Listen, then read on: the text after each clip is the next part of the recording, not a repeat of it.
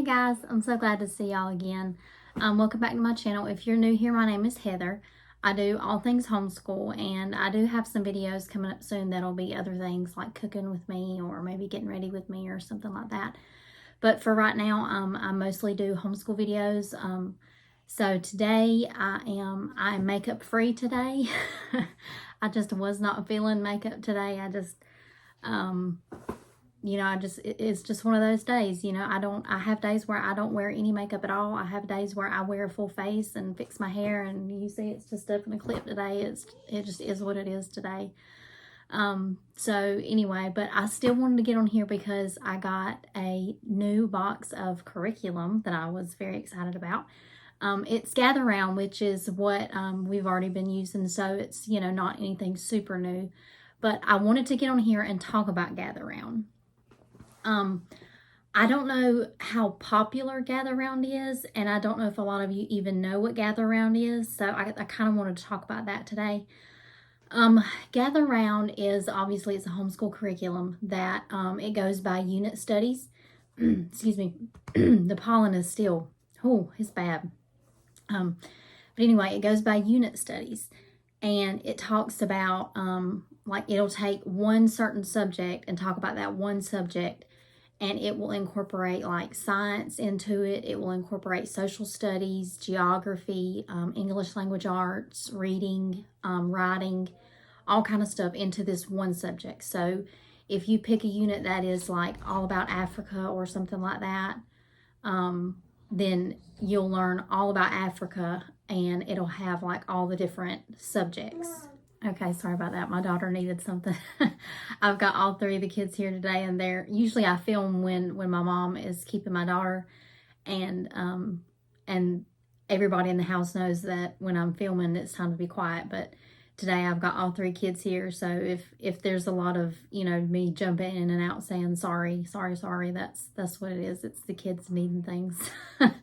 So anyway, back to Gather Round. So they go by unit studies. And so if you pick out a unit that is all about Africa, it will teach you all about Africa, about the culture, the food, the people, the history, all that kind of stuff. Now, I haven't done a unit yet on a continent or whichever kind of thing that they do on those yet. So far we are only on space, and we have been loving it. Like, just so you know, how much or how well it's gone over in my homeschool.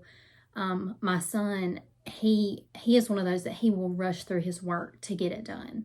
Like, he will go as fast as he can just so he can go play, which is fine. I mean, he's 10. He wants to play. That's totally fine. But he will rush through all of his work just so he can get done. And the other day I was talking to someone, and I was telling them that sometimes my son gets overwhelmed with the amount of work that we have to do.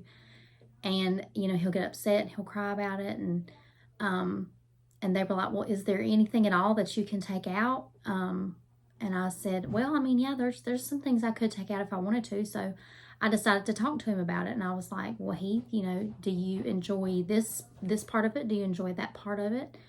And he said, there was one, I actually asked him, I said, as far as Gather Round goes, we don't have to do Gather Round at all if we don't want to. I just added it in just so we would have something fun to learn about, to learn about space. And he said, no, don't take Gather Round out. I love Gather Round. And that's even with Gather Round having worksheets to do and things like that, and little projects that we do with it. That's still him. My daughter running back and forth. Anyway, so even with him having worksheets to do, that he still really, really enjoys it. So what I'm going to do is I'm going to show you what all comes in the box, or what I ordered this time. And then I'll try to flip the camera around and give you a good peek at what the inside of the books look like. Now, I know something you can do if you are interested in Gather Round, and I'll try to put their website link down below, is that you can go on their website and you can click any of their unit studies, and you can print off one sample lesson. And that is how I fell in love with Gather Round, was the sample lessons, and that was also what helped me pick out the unit that I wanted. Excuse me. So it came just the other day, and I did already open it. I couldn't wait. But I think it was just a couple days ago, and I didn't have time to open it that day. But this time I ordered Oceans. And also this time, what is a little bit different about what I ordered is I ordered a book for my daughter, because by the time we get around to doing this unit, she'll be in preschool, and she'll need a workbook of her own, because that's how it goes. Is you get your teacher manual, and then everybody gets their own workbook that's on their level, which I'll show you all that in just a minute. But the reason why we're not going to get to this new unit until she's in pre-K, which will be in August, is because we only do one lesson a week, because it's not our main core curriculum. We just use it as a supplemental curriculum. I just do one lesson per week. Like, we read the lesson on Monday, and then they do 1 or 2 worksheets every day to go with it until they finish that lesson, and then the next week we start a new lesson. So but this is what it looks like. I'll show you the teacher guide first. This is the teacher's guide for Oceans. It's wanting to focus on me. Let me see if I can get it to focus on the book. Okay, there it goes. Anyway, that's the teacher's guide. So, and then I got Upper Elementary for my 4th grader. I got Pre-Reader for my daughter, who will be in pre-K. She will be 3.5 by the time August gets here. And then I got Early Elementary for my 2nd grader. So, and I noticed, which I was not aware of this, and I'm going to have to look at this and see exactly why this is. But if you'll notice, like, this is the thickness of the workbook of one of the boys, and this is the thickness of Hannah's book. It's a lot thinner. So I'm assuming maybe she has less pages because they know younger children have a less attention span. I don't know. I'll have to look at that. But anyway, I wanted to unbox this with you guys and look at it with you guys. So what I'm going to do is I'm going to show you one full lesson, which, you know, is I feel like would be okay for me to do, because like I said, you can go on their website anyway and get a full lesson to sample. So I'm going to do that now. I'm going to turn my camera on and we're going to look at this together, okay? Okay, so this is the teacher's guide, and if my camera gets a little wobbly, I'm sorry. I've got it on a little holder for me. So anyway, like I said, this is the teacher's guide. It comes with a note to the teacher always, and then it usually has some kind of a really neat little coloring page. I'm assuming that's for the teacher if she has downtime and needs some stress relief, which we know we all need stress relief at times. But this is the table of contents. This gives you all the lessons that they'll be doing. So I'm going to show you lesson 1, Creatures of the Deep. And I think that's the sample lesson that you can get offline. So it's another coloring page. And then it has Introduction to Oceans. So you can just read that just to be prepared whenever you get started. This is lesson 1. So this is, you can read this before, like I said, to be prepared, but also this is what you read to the kids. So you would read all of this to the kids, and all of this to the kids, and you would, something we did was, even though it showed a picture of some of the fish right there, we still put them up online so we could see what they look like in real life, not just drawings. The kids thought this one was especially funny because it talked about the pressure in the, like, because it lives in the deep sea, so whenever it comes up out from under that pressure, it just looks like a blob. So anyway, we went through all of this. It talks about all the giant isopod, the monkfish, the stargazer fish, and it'll have a lot of these little things like did you know, and diet and appearance and all that kind of stuff. And then so that is the end of lesson 1, and it'll have, you know, all of its sources for its photos and all that kind of stuff. And then it tells you lesson 1 day at a glance, what is happening. So science notebooking, it tells you in the early reader, they'll be talking about habitat, diet, and interesting facts. Upper elementary, we'll be talking about appearance, diet, habitat, and interesting facts. Middle school, high school, so on and so forth, they do the same thing. They talk about what all your kid will be doing that day. And then it shows the different subjects like science. It talks about what they'll be doing in the different books for science, what they'll be doing in their book for language arts and Bible, for social studies and art. So that is what lesson 1 covers, is these subjects, these science, social studies, language arts and Bible, and art. And it may be different, like with another lesson. It may, let's see. Yeah, see, with the next lesson, it just covers science, language arts, social studies, language arts again, and art. So, and then in another lesson or in a different type of unit, it may cover history or something like that, which I think is really cool. So, this is the upper elementary book. This is what it looks like. They have the little coloring page for them too. So, in lesson 1, they have them all numbered at the very top. Creatures of the deep, they have to talk about, they pick out one of the fish that they thought was the coolest, which I think both of mine did the blobfish. They have to talk about the appearance, the diet, the habitat, and the interesting facts. And then flip over. And we did this experiment. This was a science experiment. We talked about the pressure, because all of the fish that we talked about in that first lesson were all deep sea creatures. And so it talked about the pressure of the water, how, the pressure increases as you go deeper in the water. And this is talking about which, like if you poked a hole in a water bottle, which of these would flow out faster. And the kids had to guess. They had to make their hypothesis. They had to guess which one of these would flow out faster. I had one guess that this one would flow faster, and one that guessed that this would flow faster. So we did the experiment, and of course it was the bottom one because the pressure is higher. So that was pretty cool. And then this is still in lesson 1. This is subject focus, LA and Bible, or language arts and Bible. So all he had to do was just copy this this Bible verse, and then at the bottom he had to do a spelling word through. Now, I don't feel like Gather Round covers spelling very well. So if you feel like you want to use Gather Round a pretty good bit in your curriculum, I would definitely consider using a spelling supplement.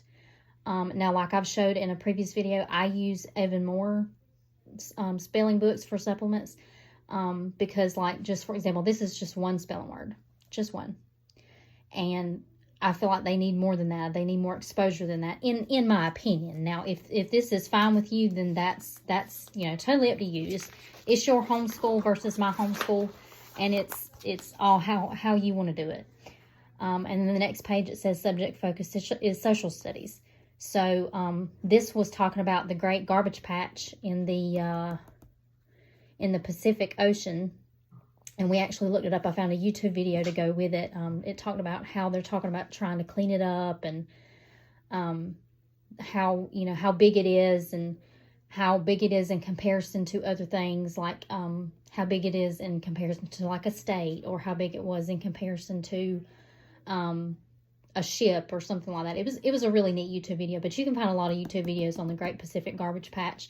But then they had to write their thoughts on how we can reduce the number of trash that reaches into the ocean. And my kids had some pretty good ideas. Like when you go to the beach to have fun for the day, you don't leave your trash out there. You make sure you throw your trash in the trash can so it doesn't find its way down to the rivers and then flow into the ocean. So they had some pretty good ideas about that. And then they had to make their own sea creature. They had to come up with their own. So the subject focus for this was art. So they had to come up with their own creature, and then they had to come up with features for it, like the diet, the habitat, any other special facts about it. And then that is the end of lesson 1. So that was about 5 sheets worth, and there's about 5 sheets for that go with every single lesson. So that was upper elementary. Early elementary, I'm not going to show you because it's pretty much the same as upper elementary. It may not have quite as many things that they have to do in there. Like the Bible verse that he had to copy, I think, was a little bit shorter. And he had a little bit more with language arts. Like he had to put ER at the end of all of these words to make them say water, river, later, under, paper, cover, things like that. And see, the Bible verse was shortened for him that he had to write, and it has dots on the line to help him, write on the line like he's supposed to. But that was pretty much the only difference between the upper elementary and the early elementary. Now, this is the pre-reader. This is the very first time I'm looking at this, so I'm looking at this with you guys.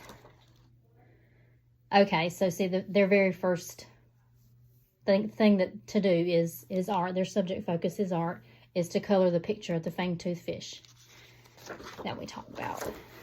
And then right here, they have to match the outline with whichever fish it goes with. And then this one is color as well.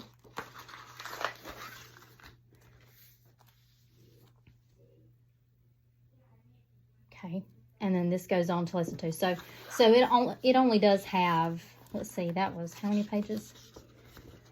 1, 2, yeah, just two pages to go with the lesson, which I think is great, because a child that is doing a pre-reader workbook is going to be around pre-K, kindergarten age.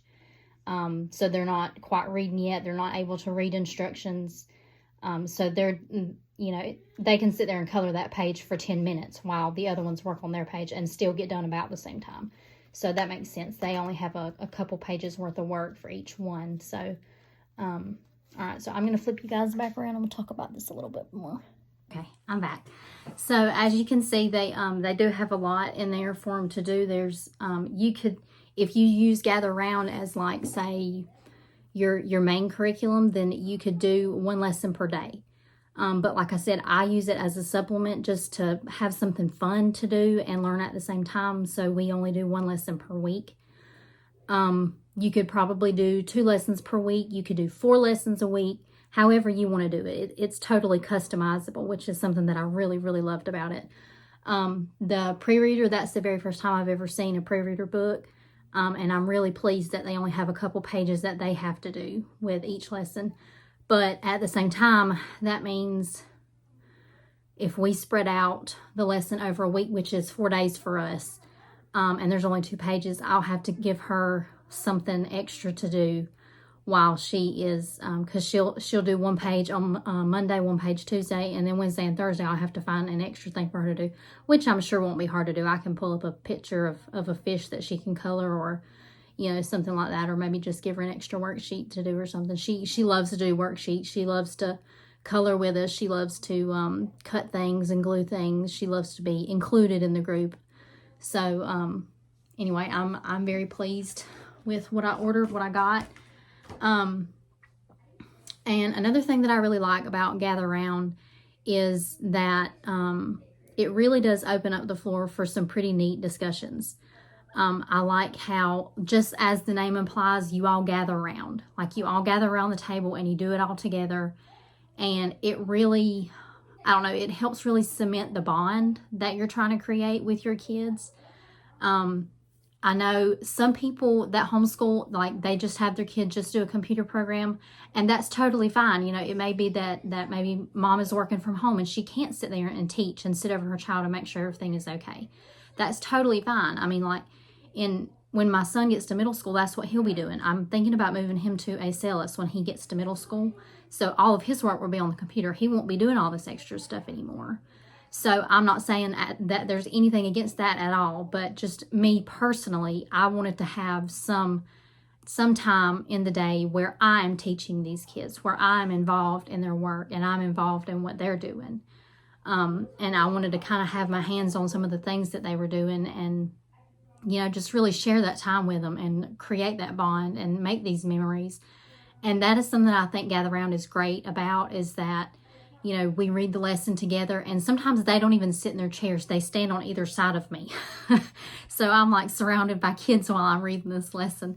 But it's so cute though, because they love to look at the pictures and the artwork, and they like to see, the extra little facts and things that they have in there. So I really, really do love Gather Round for that reason. because, you know, we're all standing around, we're giggling at how the blobfish looks, and we're talking about how scary the fang-toothed fish looked, and how we wouldn't want to meet him in the deep sea, and that kind of thing. And then it talked about, well, you know, it opened up the door to talking about swimming and how deep do you think we can go. And then we had to talk about pressure and, you know, how much pressure a human body can handle. And so it opens up all kinds of doors. It opens up all kinds of discussion and rabbit holes and, you know, things like that you go through, and YouTube videos that you find to go with it. And a lot of people also get books from the library for it to go with it.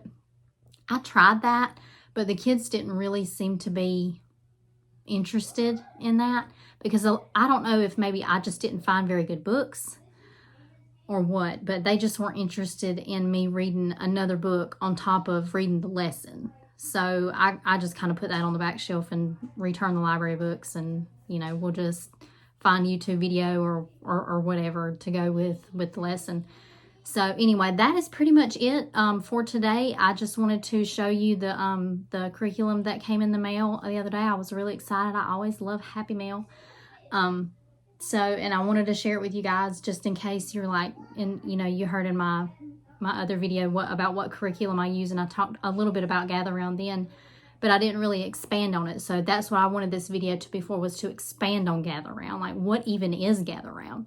So that's what it is. And I can link their site below. Like I said, I can do that, leave that in the description box for you. And if you have any questions for me, leave them in the comments. And if you don't mind, you can subscribe to my channel. I will probably talk about other curriculums that I use like this, like go in more depth about it. I definitely know I'm planning on doing a video about Me Academy here shortly, because I've had a lot of people ask me about Me Academy. It's gaining traction. It's gaining popularity in the homeschool world. Like we were on there the other day and trying to do some work, and the site crashed because of so much traffic. So they're getting pretty popular. But anyway, that is pretty much it for today. So like I said, if you have any questions, leave them below. I'll do my best to answer them. And I guess I will see you guys in my next video. Bye.